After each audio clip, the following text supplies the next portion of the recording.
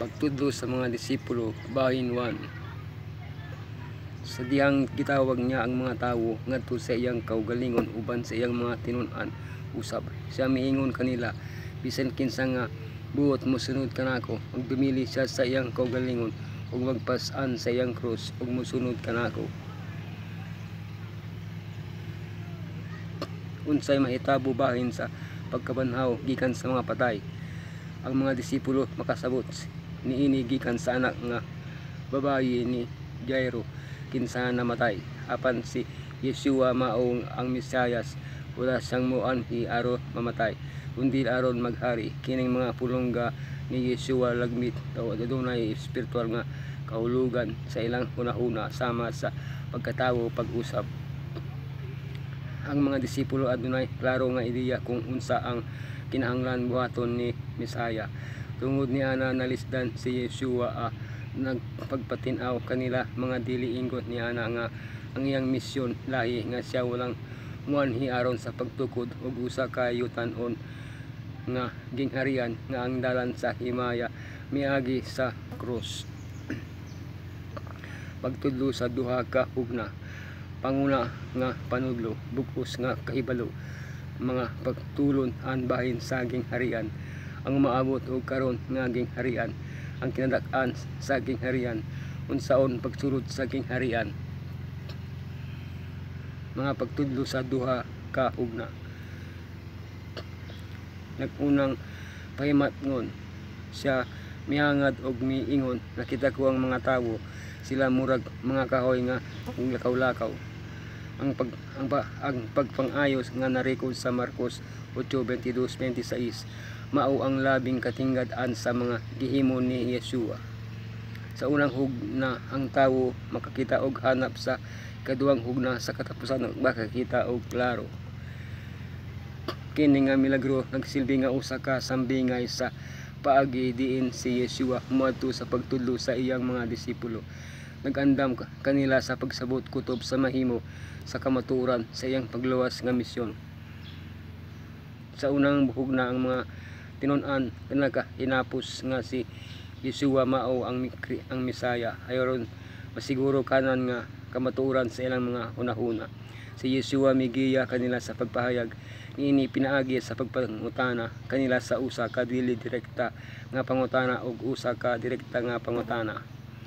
Apan sila kinahanglan nga magpakahilom may tungod ni ini nga pahayag, kay wala pa nila masabti ang kinatibuk ang implikasyon niini. Tinuod nga kahibalo, dayon nagsugod siya sa pagtudlo kanila, mga anak sa tawo, kinahanglang mag-antos ang daghang mga butang og ikaggasalikway sa mga katigulangan, sa mga pangulong pari ug sa mga magtutudlo sa balaod, ug nga siya kinahanglang pagpatyon og uma sa tulo ka adlaw.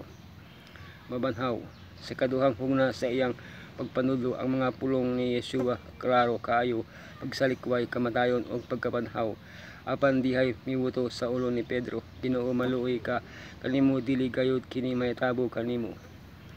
Sa wala mahibalo si Pedro migamit sa samang taktika nga gigamit ni Satanas dito sa kaminggawan. Ang sayon mga dalan mitultol kang Yeshua nangadto sa usa ka yutan-on nga gingharian. Ang lisod mitultol kanya sa pagkabot sa kaluwasan alang kanato, ug dili ra kana ang iyang mga sumusunod. Kinahanglang andam nga magkibaylo sa samang dalan, magpas-an sa krus ug mabuhi o mamatay alang sa bilihog nga sa kaluwasan, pagtabang sa uban nga makabot kini.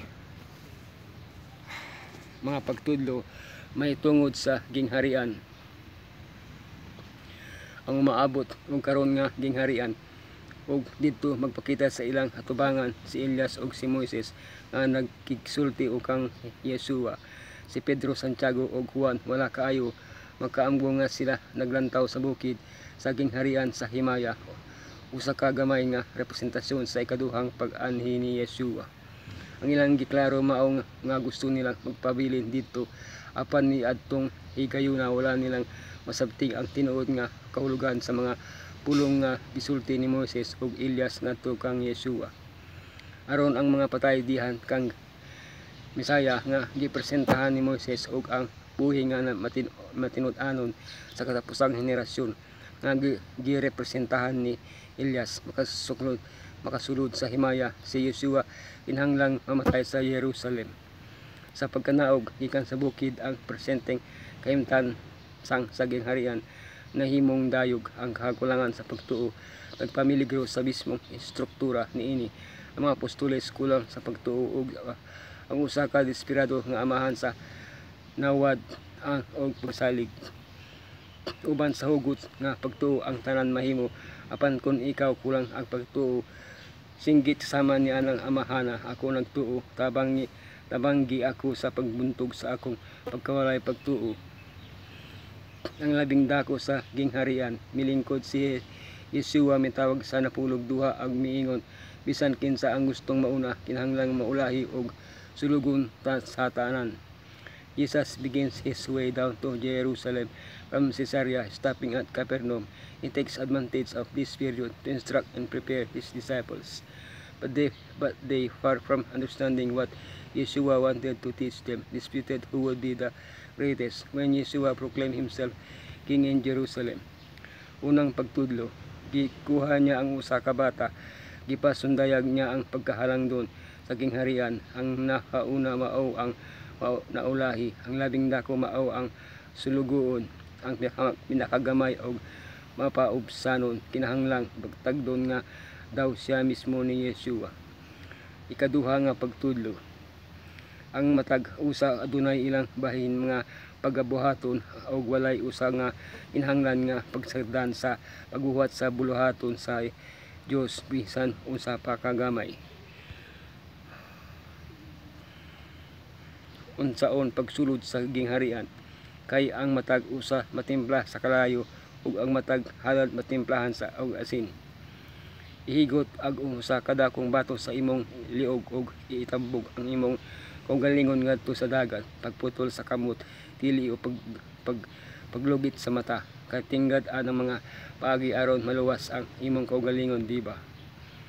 Kung atong sabton kini nga mga pulong sa literal sama sa gibuhat sa kadaghanan sa mga pulong, ang mga ulod nga mukaon niini dili mamatay ug ang kalayo dili mapalong. Kinahanglang makaabot nato ang mosunod nga mga konklusyon. Ang mga tinubos mabuhi sa hangturan, mga adunay giputol nga lawas.